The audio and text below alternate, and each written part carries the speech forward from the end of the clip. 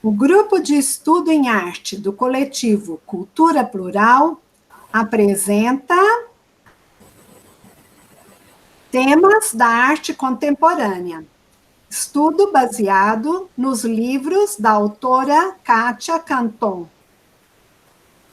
Esse projeto foi aprovado pela Lei de Emergência Cultural, a Lei Aldir Blanc, pela Fundação Cultural de Uberaba, edital 1, Cultura On. Este é o vídeo 2 do livro Narrativas Enviesadas, feito por Eliana Miranzi e Elisa Carvalho. Todas as imagens foram retiradas da internet. Neste volume da coleção de Kátia Canton, temas da arte contemporânea, a autora propõe que a gente pense no conceito de narrativas enviesadas. Para a autora, esse termo se refere a uma forma particular de contar histórias. Para entender melhor este conceito, essa forma de expressão tem duas raízes: o expressionismo abstrato, no pós-guerra, que foi iniciado por Jackson Pollock, que trabalha a arte pela arte, a arte por si só.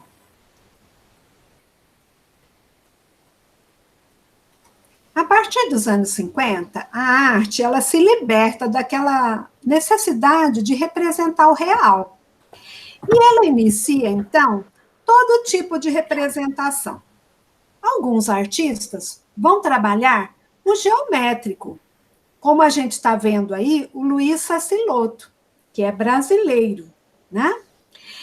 Há outros artistas que vão trabalhar o figurativo, mas vão fazer uma simplificação da forma.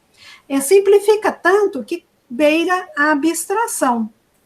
E com isso, então, a narrativa, que antes era linear, né? Que a gente está falando de narrativas enviesadas, né? Ela deixa de ser uma narrativa linear e vai passar a ser uma narrativa fragmentada, com deslocamentos, com repetições e com sobreposições. Então, essas narrativas enviesadas, que a gente vai ver nas obras de arte desse momento, elas narram, mas não necessariamente elas resolvem as tramas. Elas não são narrativas assim, prontas e acabadas, com começo, meio e fim. Porque a ideia é deslocar o observador para a abstração. Essas raízes que levaram a arte por esse caminho já começaram mais cedo do que, por exemplo, nas Américas. O René Magritte começou quando ele fez o Ceci n'est pas un peu, quando ele coloca um cachimbo na tela e desmente o desenho, ou seja, ele diz, isso não é um cachimbo. Quando ele diz isso não é um cachimbo, ele está fazendo o espectador tomar posição e se envolver com o trabalho. Não é um cachimbo, é a representação do cachimbo. Quando eu digo é a representação do cachimbo, eu, como observadora do trabalho, entrei na obra. A arte, por si só, ela é abstrata. Ela está sempre retratando, representando ou poetizando alguma coisa que existe ou que, apesar de não existir, o autor enxerga daquela maneira, né? E ela muitas vezes não tem equivalência com a realidade. E isso é possível. Esses artistas que começaram a arte abstrata, que foram de vanguarda, eles buscavam o fim da arte como representação de alguma coisa fora dela, que é o caso do cachimbo, né? E eles almejavam fazer uma abstração que fosse abstração pura. No caso que eu pus de exemplo do observador entrando com a sua parte de autoria na observação da arte. Isso é possível? A partir dos anos 60, 1960, 1970, nos Estados Unidos, os artistas acabam fazendo um mergulho na experimentação para essa questão da abstração, né? Por quê? Eles querem buscar alargar os limites da arte e da não arte, né? Então aí a gente tem o coreógrafo norte-americano Merce Cunningham, ele vai criar uma forma de trabalhar com a dança, tentando fazer coreografias totalmente abstratas. Ele, até dançar sem música, ele tenta fazer esse trabalho, né? Ele faz sorteio de gestos, ele faz ocupação do palco de maneira assim não tradicional. Ele faz uma proposta assim que as pessoas trabalhem independentemente, né? O figurinista, o cenógrafo, o músico, cada um destes trabalha a seu tempo, sem hierarquia. Esse experimentalismo dos anos 60 e 70 vai acabar causando um distanciamento entre público e artistas, porque muitas vezes o público não consegue absorver e compreender essa obra nova. A partir dos anos 80, os artistas sentem uma necessidade de retomar algum tipo de narrativa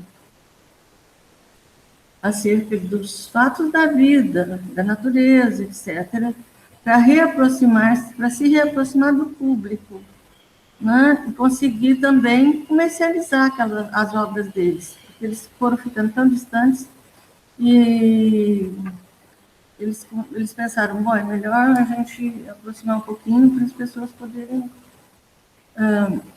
consumir nossa arte. A arte pode ser consumida, né? Ela pode fazer renda monetária.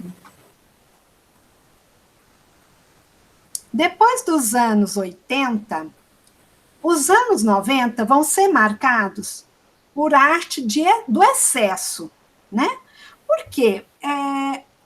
Nesse período dos anos de 1980, há um desprezo pela noção da privacidade e uma busca desenfreada pela celebridade, né? Haja visto, por exemplo, você tem muito programa de BBB, né, para olhar o que o outro está fazendo.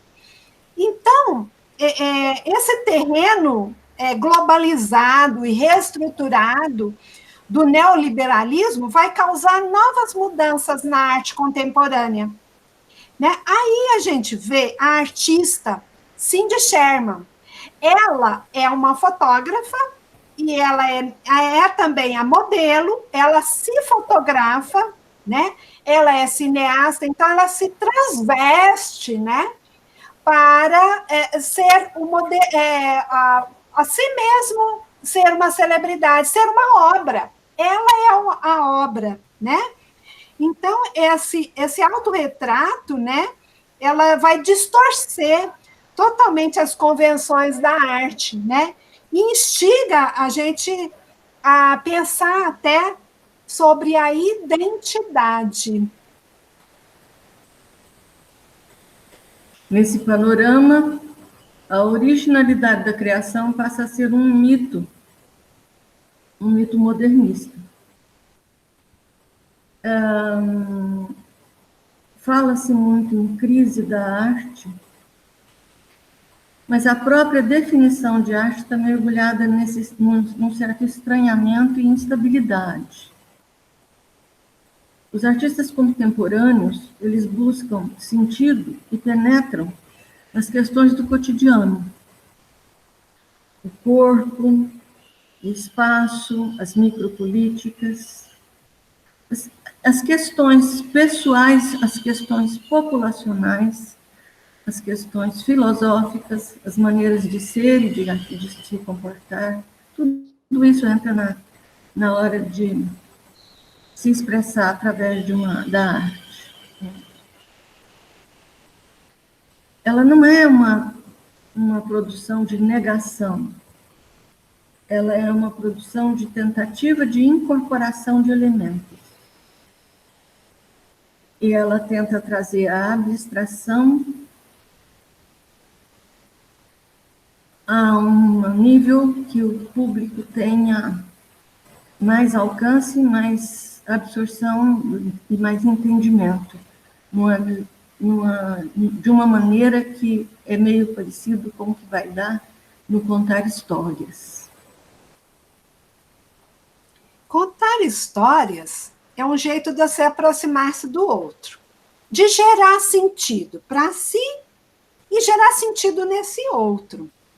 Essa prática de contar história milenar, lá do tempo das fogueiras, ela ressurge novamente nos anos de 1980 e no início assim de 90 também, tá?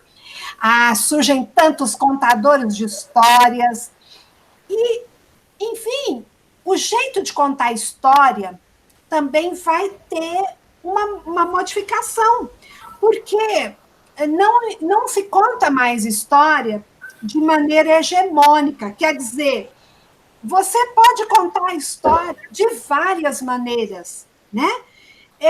Não tem mais aquela narrativa única, né?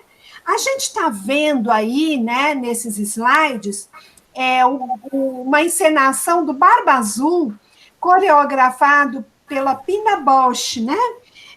O que ela faz aí? Ela reconta, ela recria, né? Toda a história do Barba Azul, né? Falando dessa relação do homem e da mulher, né? Mas pegando vários pontos de vista com o intuito de ressignificar o mundo.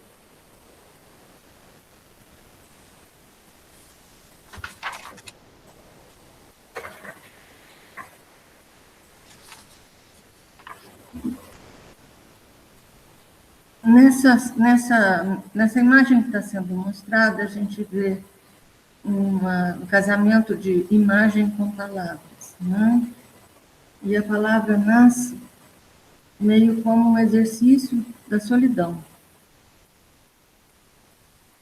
E também é uma maneira que o artista tem, a meu ver, de tentar colocar sentido naquilo que ele fez para si próprio.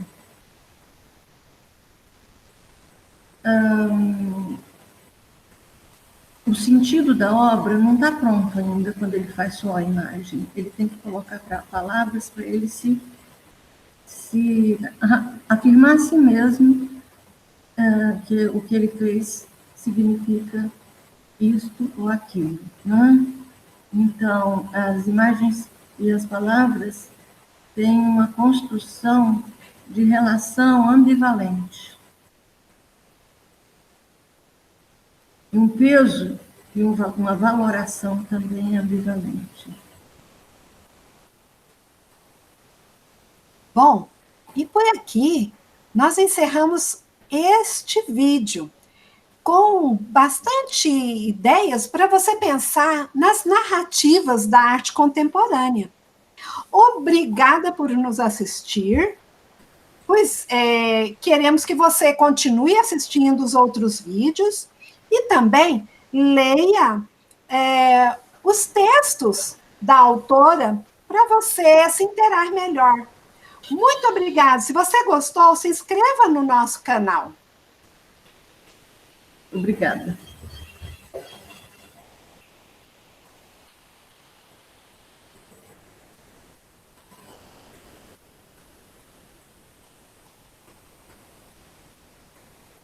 Pronto.